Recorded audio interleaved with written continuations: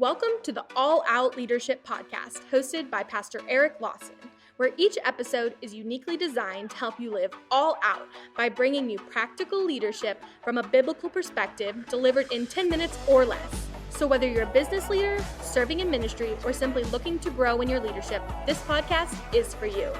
Before we dive into this week's topic, make sure to subscribe to the podcast and download the show notes at ericlawson.com/podcast. And while you're at it, feel free to share the content on social media. Now, let's join Pastor Eric for this week's conversation. Welcome to edition 3 of the All Out Leadership Podcast, where we are looking at Jesus dealing with the disease of FOMO. If you've missed any of the last 2 episodes on Jesus leadership dealing with FOMO, be sure to go back and listen to those. Also, I'm sure you all know somebody out there that needs to hear this, whether it's a leader or somebody who's dealing with FOMO, or it's a leader that's dealing with FOMO. Either way, send it to a friend. Pay it forward. I'm going to jump around at a couple different verses to answer the question, why doesn't God tell us everything? And really, this trickles down to answer the same question. Why doesn't my boss have to tell me everything? Acts chapter 1, verse 6, Jesus, really his last words as he's ascending up into heaven. Then they gathered around him and asked, Lord, are you at this time going to restore the kingdom of Israel? And he said to them, it's not for you to know the times or dates the Father has set by his own authority. Wow. Tell that to the HR team and see how that goes. Tell that to the production team and tell them how it goes. Hey, it's not for you to necessarily know all the times and dates. Look, there's just going to be certain things that might not have been on the calendar and you didn't know. Whoop. Okay. I'm not saying you don't plan and you don't, but Jesus was a nightmare corporately for most any organization, and he's still God and he's still running the universe. Anyway, number 1, you don't need to know. There are times your leader doesn't tell you something. There's times God doesn't tell us something because he goes, you don't need to know. The reality is that going to make a difference inside of your life? There are facts you do need to know. There's information you need to do your job. And if you don't have those, it's your responsibility to go get those, to ask the right questions. Leaders ask questions. But there are some things you really don't need to know to do your job. You just want to know. You get a sense of value because I have information. Information's power. Again, that's the wrong heart. There's just going to be times you don't know because you don't need to know. Next, we see John 16, verse 12. I have much more to say to you, more than you can bear right now. There are times that God doesn't tell us everything because we're not ready to know. We couldn't bear it. Look, there are things in our organization as a church I haven't told certain staff members because they weren't emotionally, mentally, or maybe staffed, or they just weren't ready to handle that. And had they known what was coming down the pipe 12 months from now, it would have been too much for them to bear. They would have felt overwhelmed. They couldn't, focus on the now because they were overwhelmed by what would be taking place in the future. So there are just times as leaders, we have to make a leadership decision to go, it's the right information at the right time, delivered in the right way. And there are information that we have that not everybody else's has. Why? Because they're not always ready for that. Also, some of this is corrective. There's times that I see things inside of people's lives that I go, you know what? I'd love to speak into their life in that area, pastor them in that area, but you know what? They're not ready right now. And God does that with us. Man, aren't you glad that when you got saved, God didn't show you everything that was wrong with you? And you know what? God still hasn't shown you everything that's wrong with you. And I'm so grateful. Man, I look at the things Jesus dealt with me like early in my salvation. Like, now they're just little minor peddly things. Back then they were like, oh my gosh, I got to stop like cussing at everybody that offends me. And, that was overwhelming to me. I got to stop doing drugs. I mean, like, oh my gosh, now, God's actually dealing with really big things that are like heart things and attitude things and things that are rooted deep down inside of my character. And it's like, I'm so glad God didn't show me all the things he wanted to fix inside of my life. And he kind of just works on one area at a time.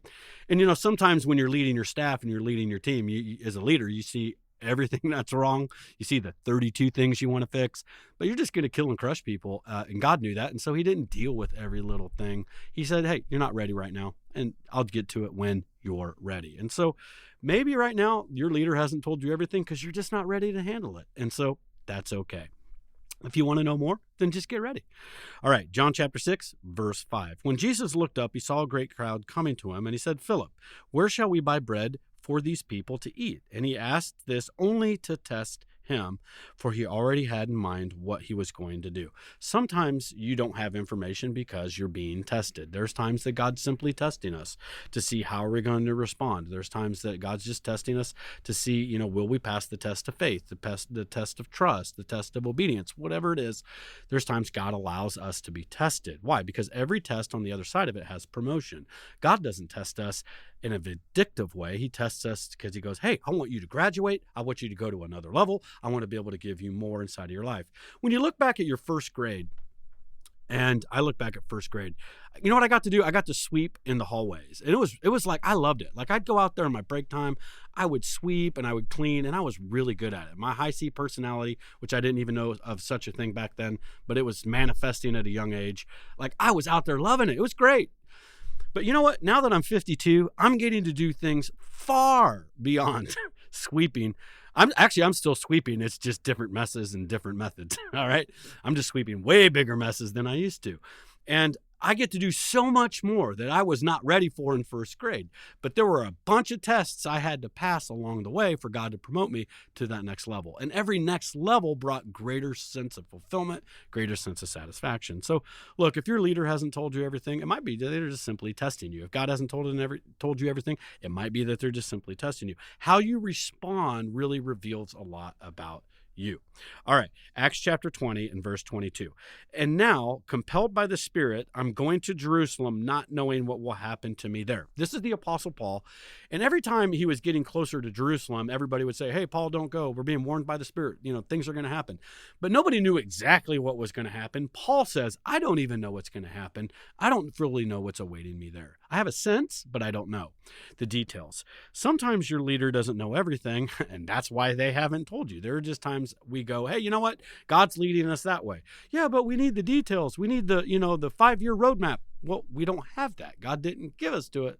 So God just simply said that way. And there are just certain things you'll see that God gives you one step at a time. We got to be faithful with that step. We can plan, we can do our best, we can anticipate, but there are just times we don't have facts, we don't have details, and sometimes you have to lead. I like what one leader said.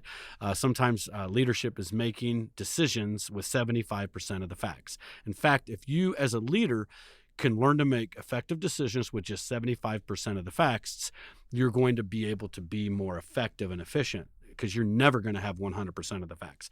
When you have 100% of the facts, they were yesterday's facts, and it's too late to make that decision now, because all those facts you want are in the rearview mirror. So you're going to have some facts, you have to make decisions, you have to lead. So we're leading without all the facts, we're leading without all the information, and we just simply go, God's leading us that way, our company's going that way, we're going towards that goal, that objective, that OKR. These are KPIs we're aiming for, but we don't have all the details. So look, Jesus is the only leader that ever had all the facts, but he didn't even still give all of his team those facts.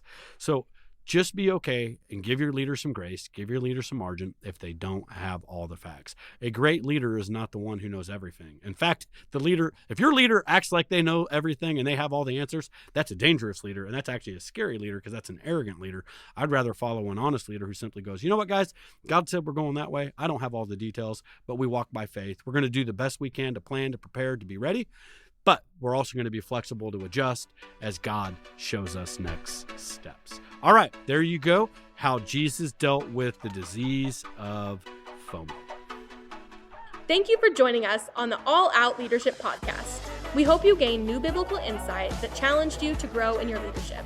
If you've enjoyed this week's episode, we would love your help in getting the content out farther. You can help by subscribing to the podcast at ericlawson.com/podcast and telling others about it. Next week, Pastor Eric will be back with another episode.